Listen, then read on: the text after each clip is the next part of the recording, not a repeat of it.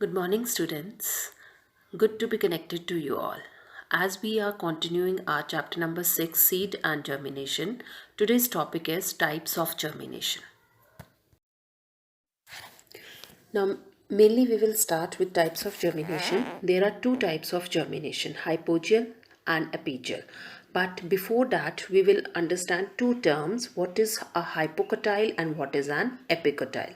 So as you can see in the diagram here, the point of attachment of two cotyledons, where the two cotyledons they attach, that point, the upper raised part of that point, it is called as epicotyle. So here you can see in the diagram, this is epicotyle, and the point below that axis, it is called as hypocotyle.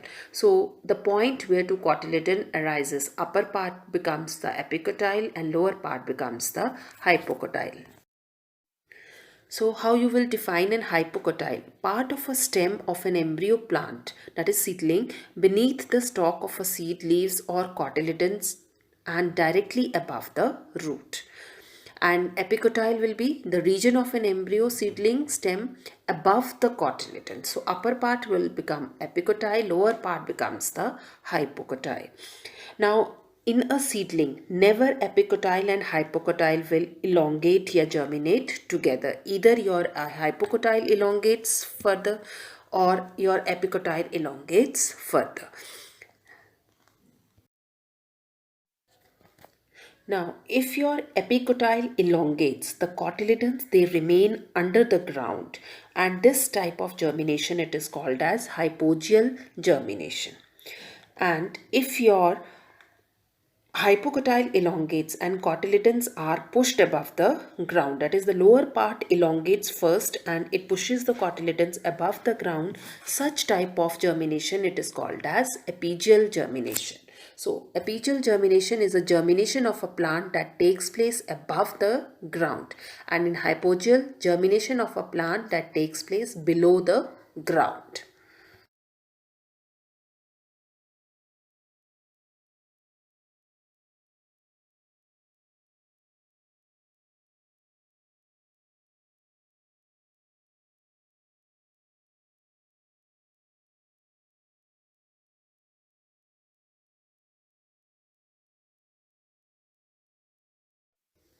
Now here's an example of hypogeal germination, that is in pea seed we see hypogeal germination, that when the seed they absorb water, swell, the outer seed coat, it bursts out and the radicle emerges out. It grows, as you can see here in the diagram, the lower part, the radicle, it emerges out and it grows up downward, forming the root system. The plumule, it forms the upward, it grows upward and forms the shoot system.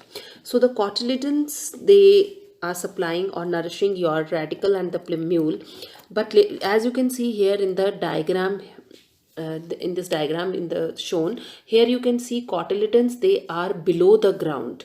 So this type of germination it is called as hypogeal germination. Now this is an example of apigeal germination, that is in the bean seed we can see dicots. Now here you can see in the diagram, when the seed germinate, the hypocotyle elongates first. So it pushes the cotyledon above the ground. Here you can see in the diagram also, the cotyledons they have moved above the ground, but as the seedling is formed, the cotyledons they shrink. So such type of germination where the cotyledons they move above the ground, that is called as apigeal germination. Now the next example is of maize grain. Here we see hypogeal type of germination. Now as we have studied in the maize grain, the radicle and plumule they are covered by the protective sheets, that is coryza. The radicle it is covered with coryza and the plumule it is covered with coleoptile.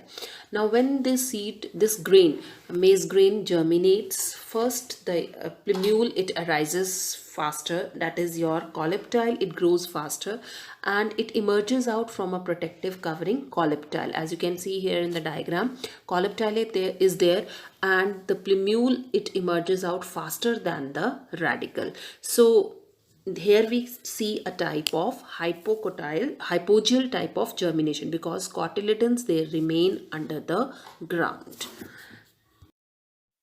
So now, differences between hypogeal and apigeal germination. So in your book the differences are given, please mark it important.